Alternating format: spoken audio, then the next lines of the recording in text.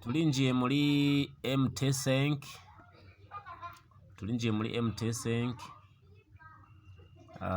wewe nibaza ko iri mu gifaransa. Urabona aha handitse chat, wana handitse, urabona aha hariho trade, hakabaho na history na hari message, ariko wewe ndazi biri mu gifaransa handitse graphique. Cufyona ngaha muri graphique, apana ngaha muri code. Wowe ufyone ngaha handitse aha graphique, uvuye muri trade ucuza gufyona ngaha handitse graphique. Je urabona ko biri mu congereza handitse chat. Hanyuma uheje gufyona ngaho ucugira iki? Urabona uza gucubona hejuru ahantu hari akamenyetso ko guteranya ngaha. Apana ngaho rero ntuhafyonde, cuza ngaha muri F. Iyi F umenga ni fonction vya biharuro hari anye. Cuyifyondamo rero iyi F. Urabona ahantu hari iyi F, ngenda yikwereka, urayibona hariya hejuru. Oh my god.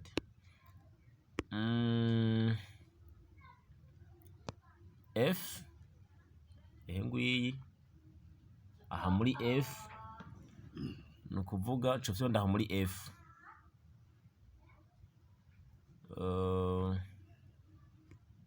Ufyonze muri F baca bakwereka ibi. Urabona ngaha handitse main chat. We nimbiri mu gifaransa nibaza ko handitse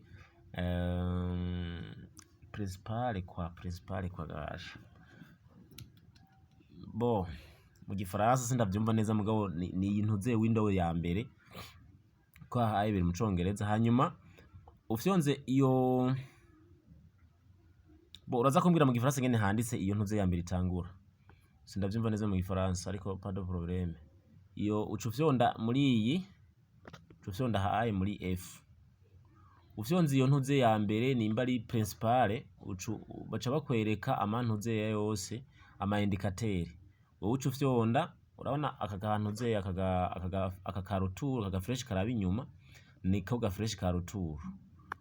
Dukeneye kuja muri rotur nca ndagafyondako. We rero no kuvuga ufyonze muri iyi F, baca bakwereka ama indicateur yose. Hanyuma ucurondera ahantu hari moving average. Muri moving average urabona yuko ahanditse parameters cyane parametre.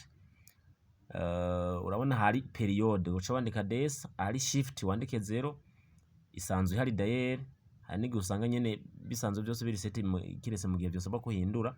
Hari shift ni 0, method simple, hama apply to close, ushira to close, hama style. Aha style aha ni hariho un pixel, hariho 2 pixel, 3 pixel, 4 pixel. Wewe ucufyonda muri 3 pixel. Hanyuma ucufyonda ngaha hirya ahantu muri aka kantu kameze nk'aka fresh, cyakwereka amakala canke amarangi. Ucufyondamwo ucuhitamo kuri rouge. Hanyuma kantu gakomeye cyane, gakomeye kari très important, weje kwandika ivyo byose kubisetinga. Urabona ka fresh kame kanditse kame ka retour, aka ucubanza ugafyondeko, epuis ucuza ngaho fyonde kuri iyi nani iyi dane. Cufyonda kuri iyi dane. Uhejeje kubanza kugira retour, nukuvuga ufyonze muri iyo dane biza kuba biheze. Nuko amakuru n'amagambo nayo kuri iyi moving average. Ushiremo ivyo biharuro desa 0, simple, close, 3 pixel uko baraguhitishamo. Hanyuma ucagurira irangi ya rouge.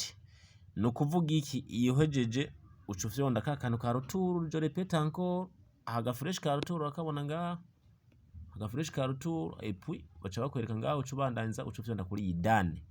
Rero je nshobora kubibandanya.